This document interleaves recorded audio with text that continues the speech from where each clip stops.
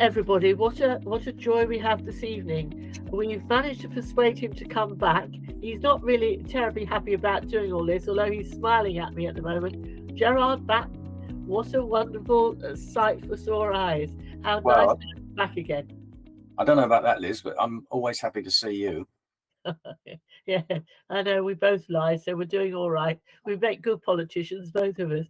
Gerard, life's a bit serious at the moment, and the reason you've come back is that even you can see that life is not really going quite in this country as it should. We look as if we're going into literally a police state, a communist state, whatever you'd like to call it. I think we've just about got everything. Totalitarian is the word I think we could use. So, what's made you come back? Is it the reason? Well, Liz, I retired 5 years ago. I was retired by the electorate, which was fair enough because we live in a democracy. I've always worked to make that democracy work, to be part of it. That's what I did for all those years in ukip because I believed in it. But I thought I'll retire. I did a few talks when I first retired for you on your channel and Peter McElvenna on Hearts of Oak because you're two people I really like and respect, and I would do it, just give my comments. That my comments are now the same as everybody else's. I'm just another person, with an opinion. But of course, now the reason I wanted to do it with you, Liz, is because the events of the last couple of weeks have just been so shocking. People with opinions are now going to be criminalised, and I think it's terrifying where we've come. The government has basically declared war on the white working class. And I don't want to kind of racialize it because, in fact, that's not even true, because when I've been out to very, very peaceful demonstrations, particularly the two that Tommy organised on the 1st of June and the 27th of July, there were plenty of black people and brown people and all the colours in between. And there were even Muslims there, although to be fair, they were former Muslims who fled countries like Iran and have given it up. And they do not want to see a repeat of what happened in their countries happen here. And of course, we've had this thing of far right, extreme right, which, it got leveled at me when I had opinions or policies in UKIP and used to talk about things. And you thought, oh, it's just political rhetoric, although dangerous political rhetoric. But it's worse than that now, because now the government, not only have you got the media doing it and the BBC, the newspapers, all the channels, you've got the politicians doing it and the usual left-wing fascists who always accuse their opponents of the crimes that they commit. It's now been formalised by the government and the police and the judicial system.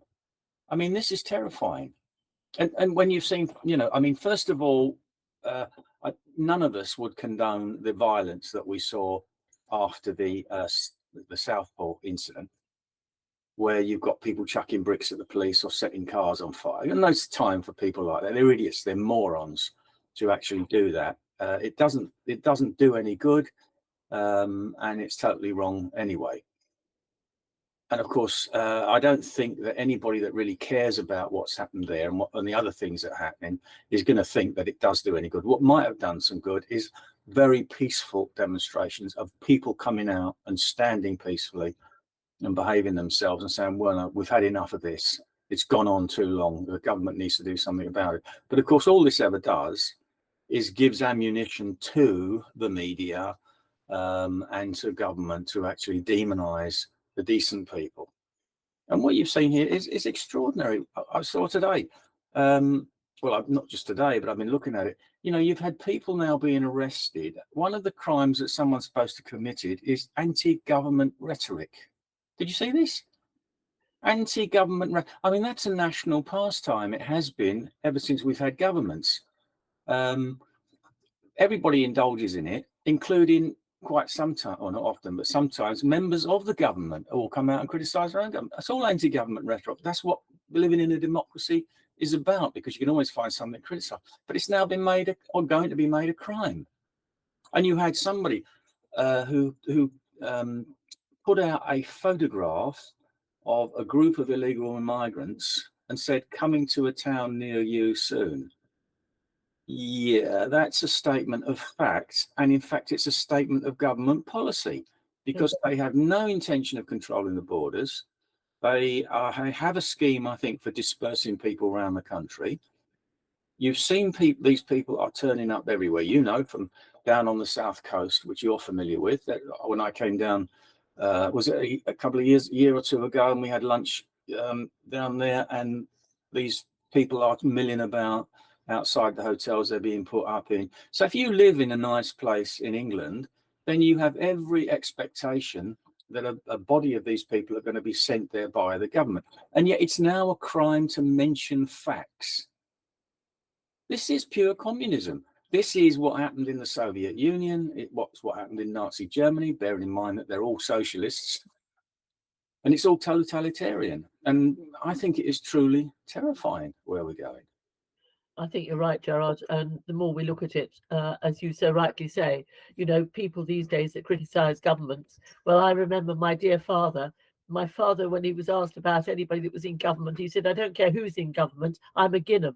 And and that was his whole. And when I thought he was dreadful at the time, but now I look at it in an older light than I did when I was 19 or 20, and I'm afraid I'm right. And if it goes to criticising Keir Starmer, why nobody's mentioning the fact that he was part of the Trilateral Commission until he gave it up. And one of these shadowy organisations like the Bilderbergers, the WEF, and all these people, nobody mentions that. Presumably, that's a hate crime these days to mention that that's what it was. I should think so. And of course, I was reminded of something today. I was listening to something. Nelson Rockefeller said, and this must be 50 years ago, I don't know. He said, when I'm accused of being a conspiracy theorist to bring about world government, I say, I plead guilty. Yes, I am. It's what I want to do. I want to bring about a world government. So even when they tell you what they're doing, you're still not supposed to believe it. And of course, Starmer was, as you rightly say, is part of the a part of the Trilateral Commission. The husband of the Home Secretary now, Ed Balls, went to Bilderberg meeting when it was over here a few years ago, and I'm picketed outside that, about a mile away, because that's about as close as we were allowed to get to the hotel. And of course, that was all poo-pooed. All these nutty right-wing conspiracy theorists. And actually, I was in the field there with Michael Meacher. Do you remember him? He was a Labour minister, and he was outside in the same field I was, with bunches of different people with different backgrounds, asking what is going on here. Why are all these people turned up from around, the most rich, powerful political figures, the richest people in the world, the bankers, all turn up to a hotel for a couple of days. And so we're told just to have tea and coffee and biscuits and talk about the state of the world and what they can do to fix it. Well, yeah, well, aren't we supposed to have governments for that? And if they go to meetings like that, aren't we supposed to know what they discuss? And of course, Kenneth Clarke, remember him? Famous Labour minister. Conservative government minister. I think he was their secretary for a long time. In fact, I wrote to him, actually. I had a bit of fun with it, because I wrote to him and said, is it true you go to Bilderberg meetings? What do you discuss? And he wrote back to me and he said, yours is one of the more sane letters I get on this subject. And I can assure you it's all wonderful and everything. And I said, I wrote him back after that and said, well, why not let somebody come along as observer? I'm willing to volunteer to come along and sit there and make notes and somebody tell people what goes on. And of course, he actually did reply to me, basically telling me to get lost in a very nice way. But that's what you can do, is have a bit of fun with these people, because you'll never get anywhere. They're all absolutely dreadful, Gerard, and they do it in the name of the country. Serious note, what's been happening, I don't see how anybody can believe that any of this that's happening is happening by accident.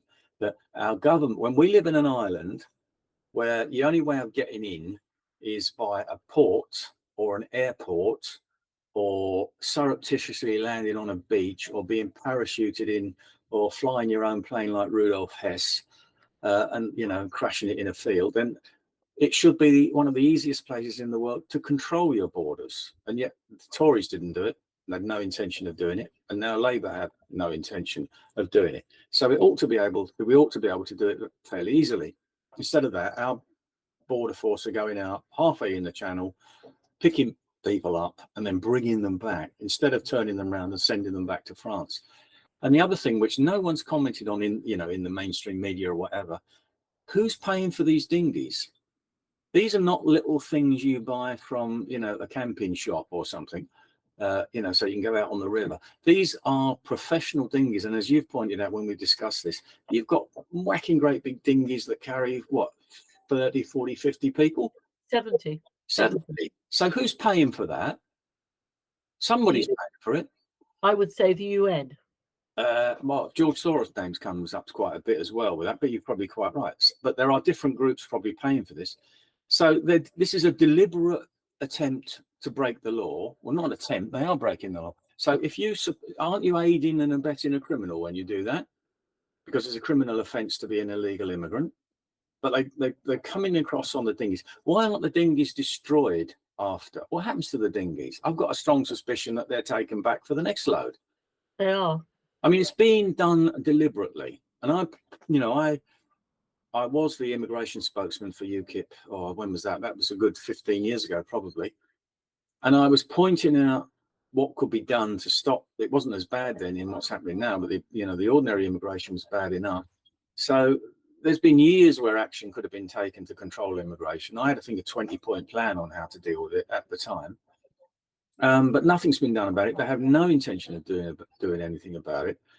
And of course, the reason that they do it is to destroy national identity, destroy national loyalty, and of course, to destroy the nation. They want an open borders, world government, a world state, if you like. And you can't do that if you've got a bunch of people in a country who object to it, and they're big enough and they're strong enough. So what have they done? Having done all this, they're now going after those people who do say, we don't want it, enough is enough, do something about it. And they're now criminalizing it. And the tragedy is that these morons who chuck bricks and burn cars have actually given them, a reason on a plate to actually clamp down on everybody. But I've got a feeling, Liz, that what's going to happen here is when these things, and there's people gone to court, just on the basis of things they've said on social media, which some of them seem fairly innocuous, quite frankly. I think the courts, if there's any justice left in our legal system, these decisions are going to get overturned and people are going to get compensated, as they were, if you remember, with the lockdowns and the face masks. And a lot of these things were later on kicked out. We can only hope that there's enough decent, honourable people in the legal system and judges who will actually do the right thing. At this point, I'm not confident about anything, but I certainly hope so. I think you're entirely right. Gerard, just going back to the immigration problem, don't forget we signed up to the UN Migration Pact, and the UN also have an agenda of population displacement agenda. So if you couple the two things together, population displacement and the migration pact which we signed up to, you know very well that no government in this country, because they've signed up to it, and the opposition, as Labour were at the time, agreed to it anyway. We have no opposition. We have nowhere in Parliament representing us anymore. Well, I'm speaking about this because I was still an MEP at that point. I think that was the end of 2018 when Mrs. May signed up to this. The UN Pact on Managed Migration, I think it was called, something like that. And of course, not only did that talk about letting millions of these people into European countries, which we signed up to, as you rightly say, it also had a provision in that would have encouraged governments to criminalise opposition to this and people who spoke out against it and said they would be guilty of a hate crime. I mean, this whole concept of a hate crime is nonsense anyway. You have a perfect right to hate anything or anybody you like, but what you don't have a right to, and you've never had a right to, is incite violence or illegal activity against somebody or something. And certainly, I think you're perfectly entitled to hate ideologies and philosophies, political philosophies or religious doctrines. You're perfectly at liberty to hate that, in my opinion. I've got plenty of hates, but I would never encourage anybody to go out and take illegal actions against something that I don't like. And I don't think most people would. 99% of people wouldn't do that, but perfectly entitled to hate something. Quite. And when you go on, you know, if you look at the demonization, then if you're talking about hate people and hate figures, look what the media have done to Tommy Robinson. Now, you and I both know him very well, Gerard. You probably know him better than I do. But if ever anybody is a figure of hate and demonization, it's a man who has done nothing other than stood up for the people that have got no voice. Exactly. And in fact, you give me an opportunity there. Can everybody who hasn't seen it go online and find his film Silenced? Because he's out of the country at the moment. When he comes back, he's going to be going to court, and they want to send him to prison for 2 years for the contempt of court. And what his contempt was is making a film that proves categorically that he was not guilty of the libel conviction that he had, which of course is a civil charge as well. It cost him, I think they want, I don't know, something ridiculous like 1.2, 1.3 million from him in costs and damages over this case. He made a film, and this is 5 years ago, I think we're going back. He made a film which proved that he was not guilty of any of these things. And in his estimate, you've got to be careful here, Liz, I don't know what I say. In his estimation, and according to his evidence, what he said was absolutely true. And he wasn't guilty of anything except telling the truth. So he's about to go to prison for the crime of telling the truth. This film he made, he was told by the court he couldn't show it, even though he had evidence in there which the court refused to look at when the case was going on. He had this film made and they said, you can't show it. If you show it, it's contempt of court. I think someone in America also had the film. They showed it. And then then they take him back to court and say, now you're guilty of contempt. Well, I didn't show it. It was shown by somebody in America. I don't know how they happened to have the film. If you're making a film, I suppose a number of people may well have their hands on it for whatever reason. So at the rally on the 27th of July, he said, well, you know, I might as well show it then, mightn't I, to the crowd and the world. If they're going to put me in prison anyway for making it and showing it, then I might as well show it. So he then, as we all know, and then another outrageous thing, of course, when he went to the airport to go on holiday, he's arrested under the Terrorist Act. Yes, it was the channel. It was the Channel Tunnel here, Gerard. That yes, it was the It was. He was going on the Eurostar. Yeah. So he's arrested under the Terrorist Act, even though he said the policeman who arrested him said, "Well, we know you're not guilty of that. You know, we're not wanted for any terrorist activity, but we're just using this so that we can arrest you and stop you." And this is secret policeman. Well, it's not secret because it's out in the open. It's KGB Gestapo tactics.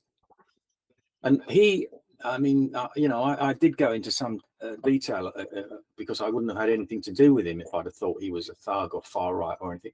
He's not. He's incredibly maligned. And his crime is standing up for his own country and speaking the truth. That's his crime.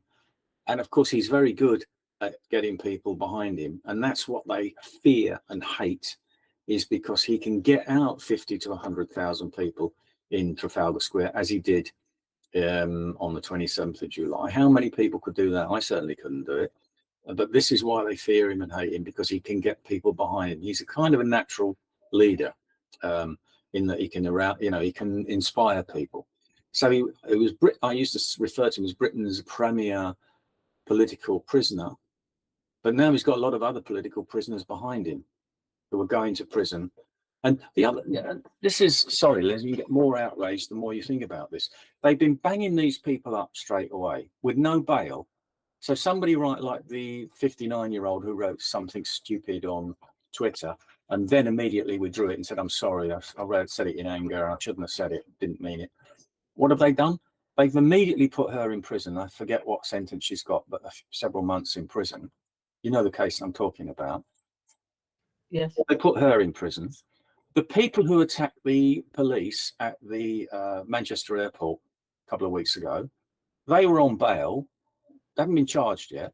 I saw today that police have been attacked in Manchester airport again in the car park, I think, because they went to look at an uninsured car and they were attacked by somebody allegedly. They're not in custody. They're on bail. They've been let out. And when will they be charged? Now, they didn't say that these were far-right thugs, so you have to make your own guess about who they might possibly have been. And then you've seen people being arrested for being near a, actually being at a demonstration, not taking part. But that could happen to any of us. We could go to a peaceful. It's happened to me. You go to a peaceful thing, and some idiot kicks off and wants to throw beer cans at the police, because you always get idiots like that. And quite often I wonder whether they're not Asian provocateurs anyway. So you could find yourself in that situation and find yourself being arrested just because you're there. And no bail, put in prison. And then the BBC correspondent yesterday I saw on YouTube, because I don't watch TV, saying that, and I don't know whether he was just informing us about this or whether he was actually glorifying in it. You couldn't tell from his demeanor and his choice of words. But he was saying he's been told by people in the know that when these people go to prison, they will get a very cold reception from Asian gangs that run the prisons. And by Asian gangs, he doesn't mean Asian, he means Islamic gangs. I mean, so not only are they threatening you with prison, they're threatening you that if you go there, you risk your life and limb by being there, because they're not going to protect you. So what is that telling people? Don't say anything, don't do anything, stay indoors, keep your mouth shut while your country is destroyed, or you could end up being attacked, killed in a prison. And we'll put you there. That's what they're telling people. I mean, then you see the Asian demonstrations, which are Asian or Middle Eastern or Arabic, whatever demonstrations they were, with people with knives all out on the street, and the police told them to take their knives to the mosque, otherwise they would have to arrest them. Yeah. So take them away. Go and house your knives in the mosque, otherwise we'll have to arrest you. What? And they say there's no two-tier policing, Gerard. It's ridiculous. Well, I've been saying this for a long time. The reason that they're like this, the police, is because they fear these people. They fear being called racist as Islamophobe, because that is probably about the most career-limiting thing that you can be accused of. And you don't have to be convicted, and there's no definition of what this means, by the way. There's no definition of what an irrational fear of Islam is supposed to mean, or what racism is. They never define it, but you only have to be accused in order to be guilty, because it's a bit like witchcraft in the in the 16th, 17th centuries. Being accused was enough to get you condemned, because by the time they've tortured you to get a confession or ducked you in the ducking pool, then you're finished anyway. And then even if they decide you're innocent, well, it's not going to do you much good, is it? And this is where we are now with this. They fear these people because of that, but they also fear them because they fear them. Now, what happened when before the Southport incident, where you had social workers go to a house that was near Manchester, wasn't it? Leeds, sorry, turn up to take a child who they felt was in danger, who allegedly, I don't know, belonged to a Roma family, i.e. Romanian gypsies. They weren't letting the kid go, so the police turned up. Then the whole neighbourhood comes out, who are either Roma and or Muslims. They're attacking the police. They're burning cars. They're chucking bricks. What did the police do? They retreated and left the kid in the family. So would they have done that with some, a white working class family? Of course they wouldn't. They would have gone in there and knocked 7 bells out of them. Because we've seen it. You've been knocked down by the police when you went to a anti-lockdown demonstration that was in Trafalgar Square, wasn't it? It was indeed. Yeah, and did you ever get any compensation for that? No, ridiculous. It took me 6 months to walk properly again. Yeah, but I bet and you made a complaint. What happened about that? Anything?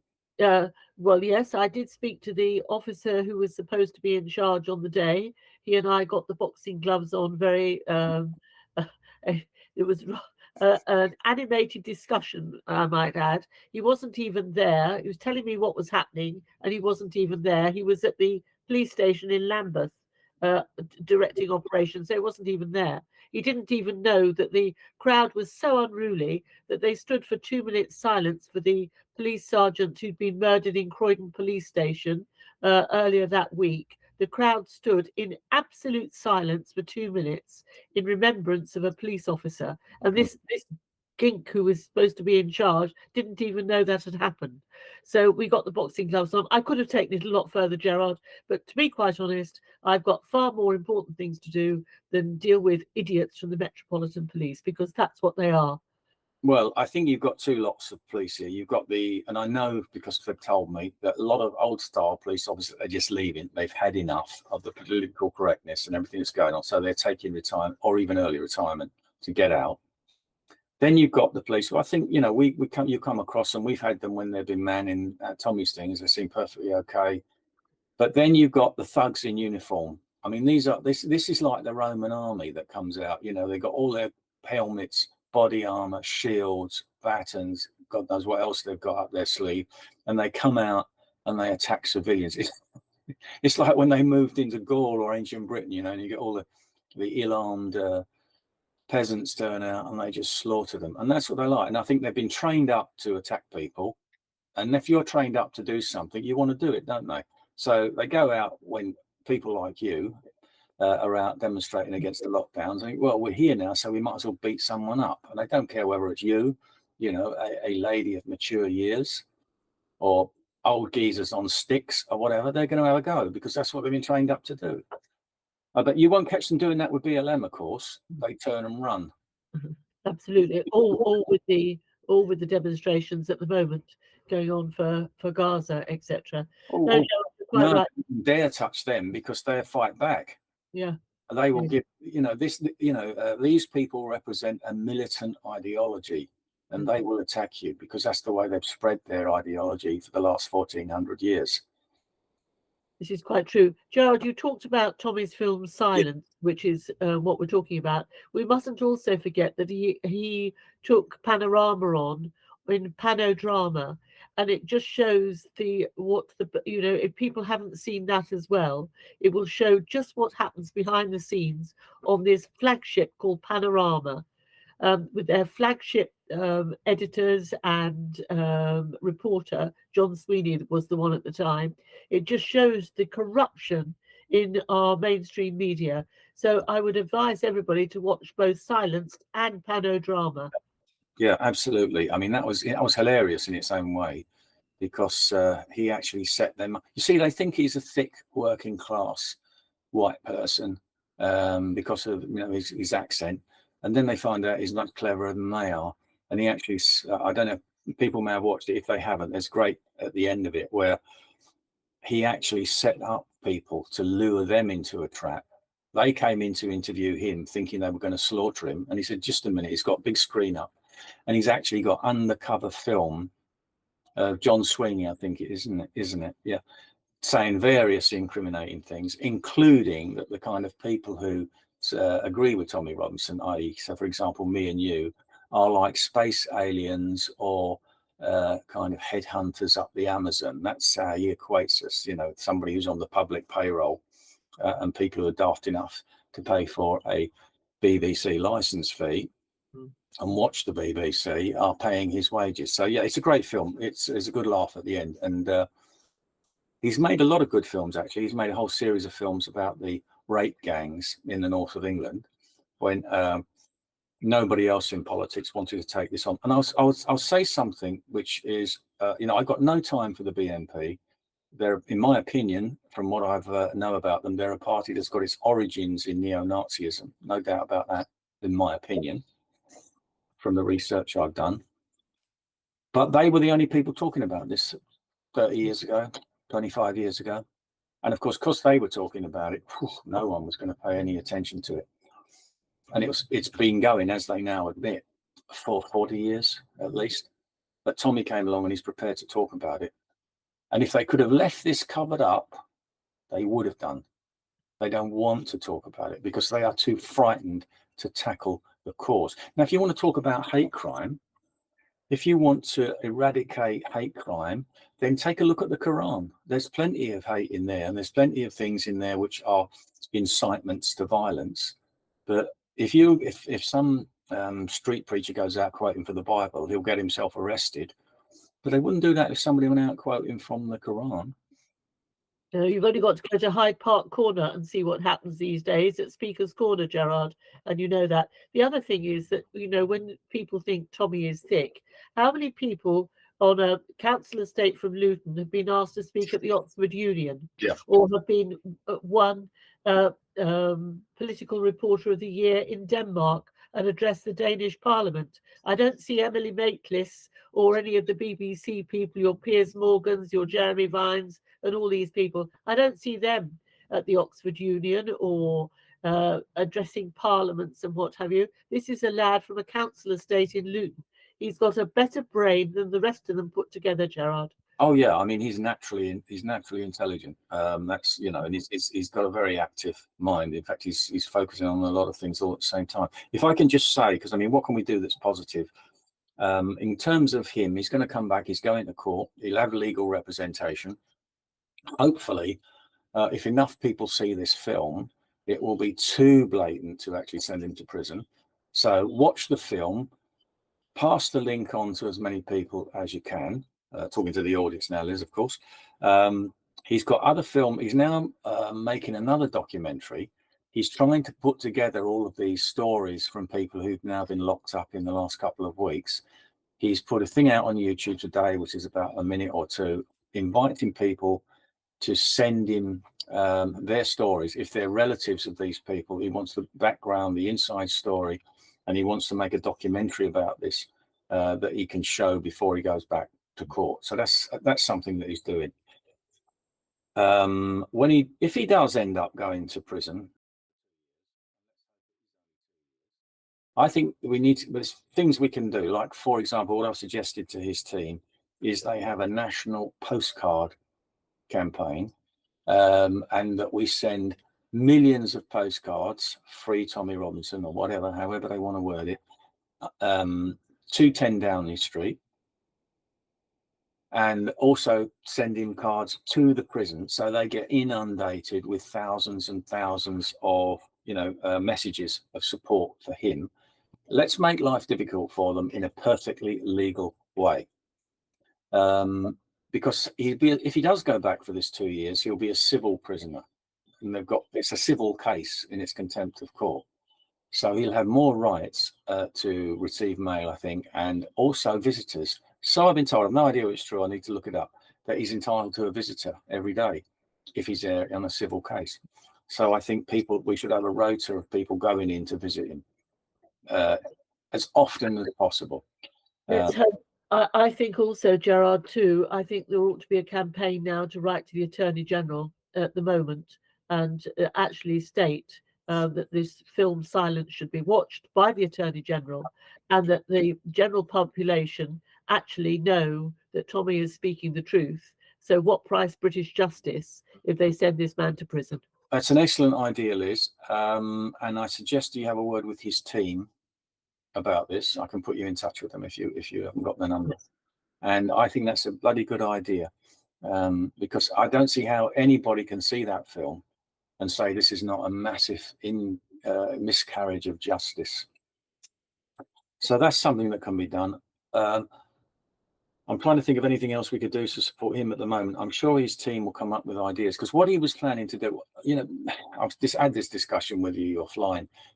Democratic politics is now effectively dead in this country. And I'm not interested in any other kind of politics, as everybody knows. I'm only interested in democratic politics. But it's been killed. It's been killed by the first past the post voting system.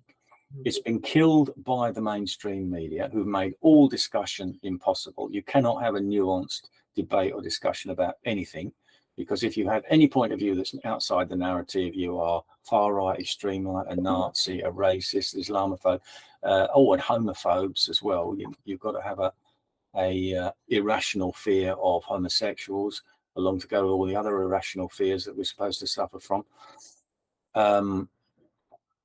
So you're branded as all of that by the media, so you can't have a discussion about anything. And the apathy, one thing I will say, another problem here is the apathy of the voters. Because I was in, politics for 27 years. In the last election in London, for example, everybody hates Sadiq Khan, or hates what he's doing to London and hates what he's doing to the motorist. 60% of people didn't vote. And Sadiq Khan was elected on about 15, 18% of the eligible vote. So 60% of people didn't vote. I just can't understand. I voted for a candidate who belonged to a party I didn't want to vote for, but the candidate, his top 3 or 4 policies were to basically scrap Sadiq Khan's war on the motorist. So, well, I'll vote for him because he's saying the right things. But I just can't understand how. I would have voted for Monster Raving Loony Party rather than Sadiq Khan, and I can't understand why people didn't do it. But in this general election, I mean, as well as I do, most people watching this will know, Labour got elected on less votes than Jeremy Corbyn got, and yet they get a massive majority. The Liberal Democrats got under 4 million votes, and they get 73 seats. Reform, who I wouldn't vote for anyway, but they got more than 4 million votes, and they got 5 seats. This is now completely, totally indefensible. So one thing I would ask people to do is, what can you do about it? Well, join the Electoral Reform Society. Go online, look for Electoral Reform Society. I was a member of that for years because I advocated some form of PR when I was in UKIP. And because I think we have to adopt some new system of voting so people are represented. Otherwise, what's the point in voting? Where I live here, we've had a Labour MP almost continuously since Keir Hardie in about 1894, I think it was. I think there might have been 1 or 2 breaks in between, but that's it.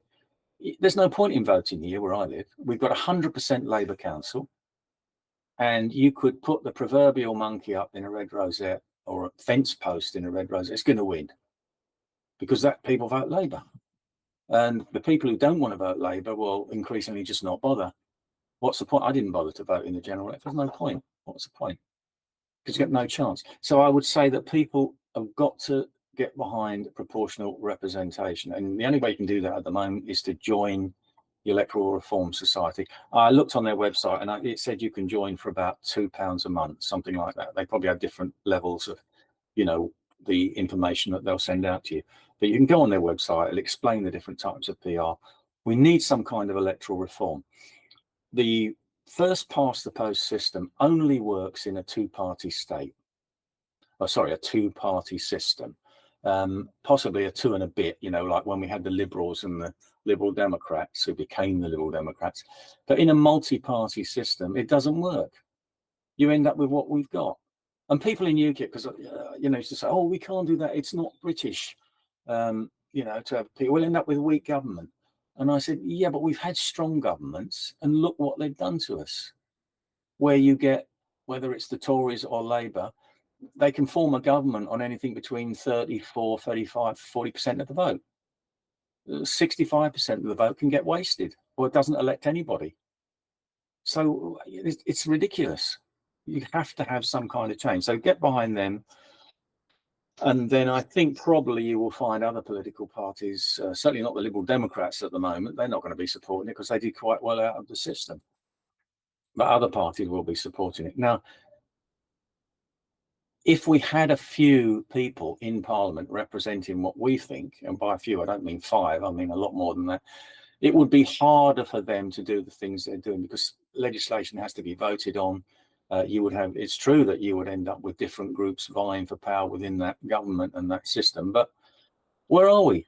Do you want more of the same that never ends? Well, in another 5 years, I wonder how much of the country is going to be actually left to salvage, quite frankly, the way we're going. You're seeing now they're announcing today, they're thinking about having, upping inheritance tax, having a wealth tax. So if you're sitting in a house that's worth far, far more than you paid for it, then they're going to come after you for money, even though you may not have any ready cash to pay it. And indeed, why should you? Why would you want to pay more and more tax so that the police don't investigate crime, but they will lock you up for commenting on the fact that, you know, that we're living in a dysfunctional society. The health service is falling apart. The army only fights wars for the benefit of the American industrial complex, military-industrial complex. So why do you? And the money that they do raise from you, they're going to use to bring in millions of more migrants, and build houses for them, which they've already announced, haven't they, that they're going to give them preferential treatment for housing. Why would you want to pay for that? So we desperately need people in Parliament, because we live in a democracy. If we don't live in a democracy, then, you know, we're finished anyway, aren't we? Well, we haven't lived in my opinion, Gerard, we haven't lived in a democracy since Ted Heath took us into the common market.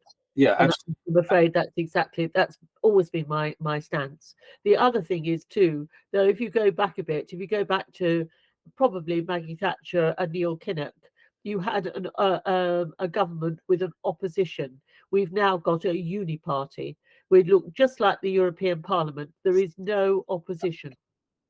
Well, the European Parliament was never meant to have any power anyway. It's just a veneer. But when I say we live in a democracy, we're still hanging on by our fingertips to some form of democracy.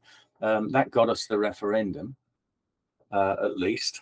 And then, of course, that was the kind of last gasp of patriotism, wasn't it? And you think back to this, you know, it was a narrow result in the referendum. But who was on the Remain side and who was on the Leave side? On Remain, you had all the political parties, including the Conservatives. A few of them came out and campaigned, but most of them didn't. And certainly the party leadership was for Remain. All the other political parties, most of the newspapers, I think the Express was in favour of Leave. That's about it as far as I can remember. All of the broadcast TV, all of the international institutions like the World Bank, the IMF, all these people were coming out and saying, oh, you've got to stay inside the EU. President Obama turned up, and that must have been an effort for him to come to little old London and threaten us in our own country that if we didn't vote Remain, we'd be at the end of the queue. And he even took the bother to say queue rather than line, which was very nice of him. In fact, I was out when he did that in West London somewhere in a market square. And that we actually had people coming up and say, yeah, we're voting Leave. We're not going to have Obama come over and tell us what to do. But with all those domestic and international forces arraigned against us, Leave still won, albeit by a narrow margin. Think how big the margin would have been if it had been a fairer campaign. And that was, as I say, that might have been the last gasp of patriotism, but we'll have to wait and see what happens. Well, you only got to look, Gerard, if you remember, to after we achieved the referendum, we won the referendum. If you look then, I think 428 MPs should have backed wholeheartedly Brexit, because that was the number of constituencies that voted to come out, with very high proportions. Some of them, as you know, they got up to 70% in some areas in the north. We were, I think, down here in Folkestone, we were 62%. Yeah. And our MP didn't even bother to turn up to the count, which was a Conservative MP. But if you look at that, 428 MPs, I think, should have got behind a Brexit. And what happened? We had the same half dozen that were skeptics. That were the only one. Everybody else now still wants to go back in. Well, I did say that, didn't I? If you remember, I wrote a book in 2013, published in 2014, in which I said that if there is a referendum and if Leave wins, the political and media establishment will do everything they possibly can to delay it, thwart it, or reverse it. And of course, we're now in the reversal stage. And but I don't actually think they want us to go back in, and I'll tell you why. What they're going to do is to adopt everything that the EU wants us to adopt, so we're not an independent country. Anyway, as you well know, Liz, because you know a lot more about it than I do, our armed forces are being merged into the European Defence Force, i.e. the European Army. Amy did last week, or the week of the election, went over to Germany and signed the papers. Yeah. So all that is happening. I think I haven't seen it in detail, but I saw something today that Starmer is going to agree to open borders again with the EU. So we're going to be in it, but I don't think they want us just to formally join. I'll tell you why. Because we'd have to be in the European Parliament, and then we'd have to have some form of PR, as indeed they forced it on us back in 1979, I think, wasn't it? 1999, sorry, when we were forced to have some form of PR. And what you would have then is you'd have UKIP Mark II. You'd have a political party that hated it, want to get out, and the same thing would happen. They go to the top of the vote, especially with what's happening now. So I don't think they're going to formally take us back in. We'll get the worst of all worlds. We'll get everything they want to sling at us, but we won't get MEPs who could represent the Leave a second time around. I don't know where we're going, Liz. I look at it, and what gets me is how brainwashed people are now. I saw on YouTube, I think he might have been the head of the prison service representatives, saying, jubilant that they're going to let criminals out in order to free up cells to put these hard right, far right extremists who have dared to have an opinion. They're going to put them in a cell somewhere, wherever it might be, 200 or 300 miles up the country from where they live. But they're going to let all these criminals out in order to house these people. I mean, you think, what's going on in these people's heads? How did everybody get to be so brainwashed? They do, you notice that they won't let anybody out that's taken £2.50 off the inland revenue. The first person they let out was a leader of one of the rape gangs. That was the first person they let out. It was a leader of one of the rape gangs. They let him out early. Well, I mean, the whole thing, Gerard, is just absolutely outrageous. I'm sorry, I go back again. I blame my own generation for allowing all this to happen. We've not stood up. Now, you say that, people are brainwashed. Unfortunately, to me, the people that are brainwashed are what I would call in the old days, the intelligentsia, those who went to universities, back sort of 30, 40 years ago, that became teachers and lawyers and what have you, the bankers, the professional people, if you like. They're the ones that are brainwashed. The more I see, the more you've been and I've been to all these rallies. We've both stood for Parliament and we've been in talking to everybody. I get more sense out of people on a council estate or a corporation estate, as it's known in the north, in Halifax. I get more sense of people out there tinkering under the bonnet of a car than I've ever got of anybody out of Whitehall. No, I totally agree. And I think you need a psychologist to explain this. I think probably Jordan Peterson would be a good bet to try and explain this.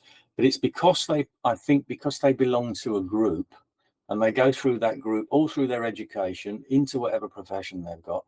And that's their tribe. You believe in these things and they don't question them. They don't think for themselves.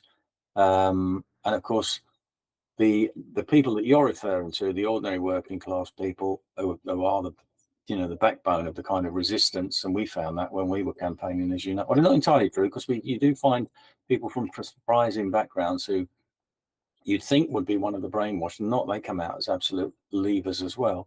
But the majority of these people, I think it's fearful of stepping outside their tribe, are fearful of being castigated or rejected by the people that they mix with every day in work, in their social life. That's what it comes down to.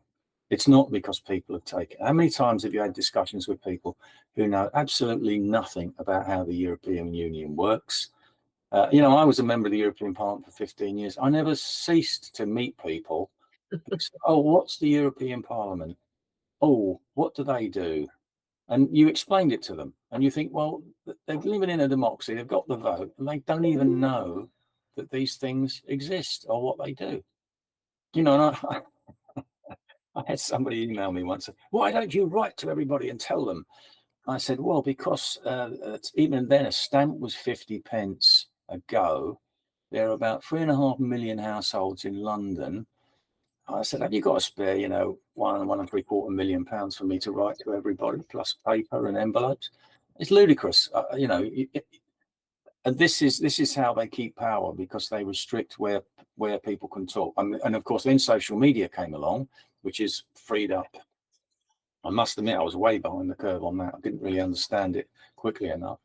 But this is now why they're persecuting people who are on social media, because it gives them an opportunity to talk to thousands, hundreds of thousands, millions of people at one time. So that's a kind of revolutionary thing. How genuine Elon Musk is, I don't know, but it seems to be working out okay at the moment. There's the worrying thing about Elon Musk, as I've always said, is he's one of those people who wishes to connect your brain to a computer by putting in a bot into your brain, so you can count him out, as far as I'm concerned. But yes, if you look at some of the things that he's done and the people he's brought back on, I agree. I mean, he's interviewed people like Donald Trump, which nobody else will touch with a barge pole, and he put Tommy back on to. Yeah. I call it Twitter. I can't call it X. That was ridiculous. I don't know why they called it X, but still. But whatever. I've never done social media, Gerard. If anybody wants to come and vet my social media, they're very welcome to try, because I've just refused point blank from day one to do it. Now, unfortunately, that cuts your own throat in a little bit of the way. So that I understand, because it's the modern way of doing things. But certainly through the TV channel and the internet.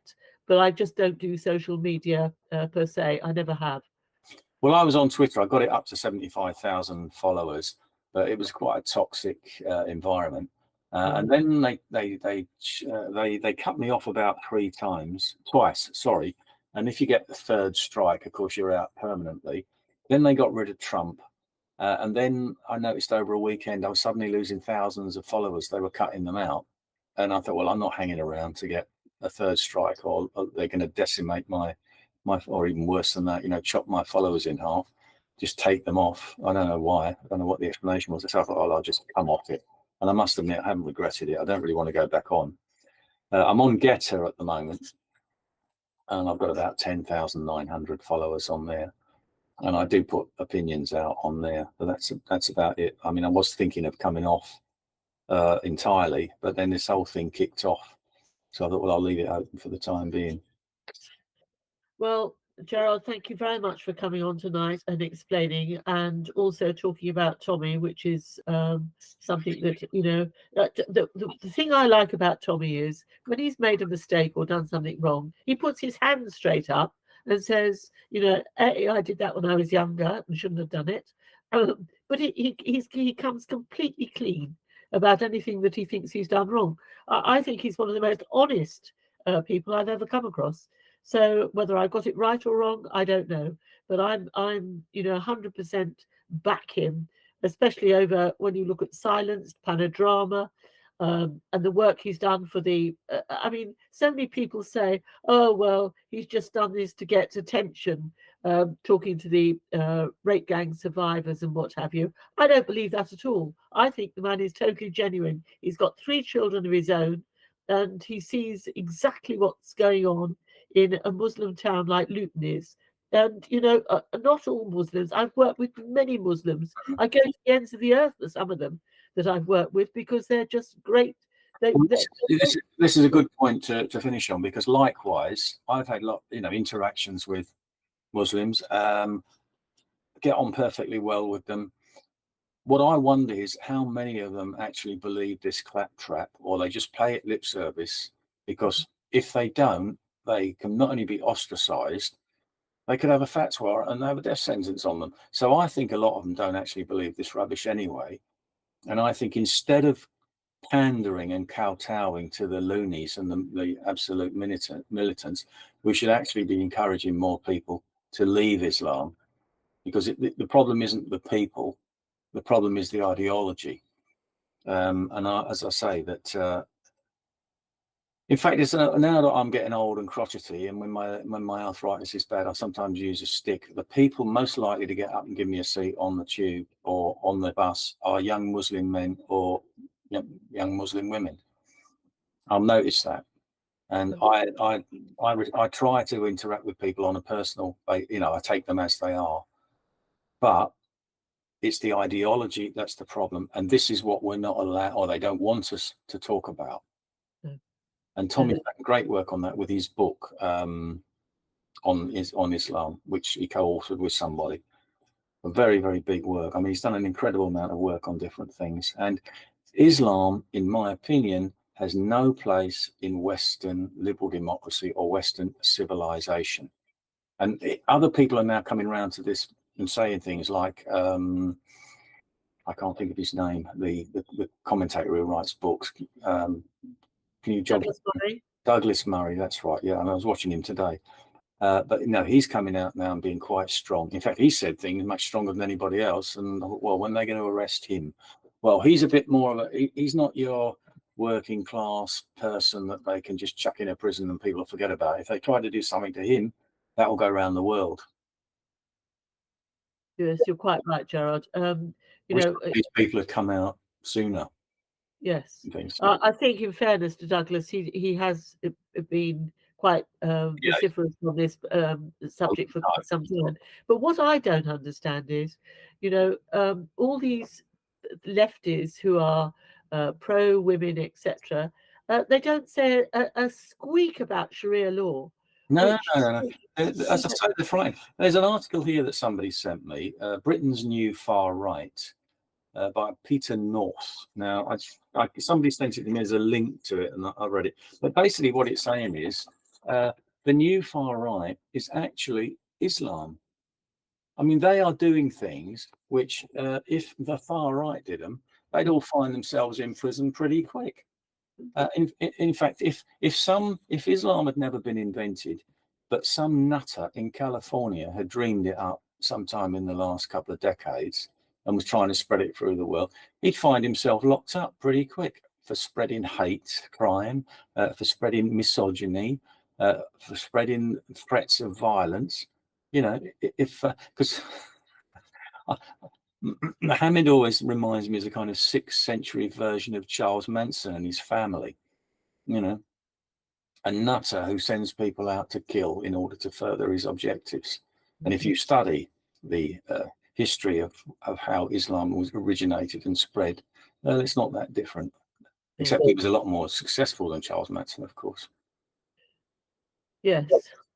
Well, what we have to do, Gerard, is keep fighting on and keep saying and doing what we do. Yeah. Because, we are on the side of, I'm on the side of people across the world. I'm on the side of Palestinian people and Israeli people. I'm not on the side of Hamas, and I'm not on the side of the Zionists. But the ordinary people, if we got rid of the political elites across the world, I have a feeling we might all get on a lot better. It's got completely out of hand in our generation, sadly. Yeah, and of course, I mean, we could go on forever here, and I know we can't, but I mean, what they're talking up now, which is this war with Iran, all the same people in America that have never-ending wars now want a war with Iran. Well, how's that going to end up? Not well, whatever happens there. I mean, instead of trying to reach a peace agreement in Ukraine, and you're going to end up with the same result when it does come as you'd have ended up a year ago, or was it 2 years ago when Boris Johnson put the kibosh on it because he was taking orders from his bosses in the American military industrial complex. You're going to end up with the same thing that you were going to end up before. Putin's going to end up with parts of the Ukraine that he wants. And in the meantime, the Ukraine has been almost destroyed.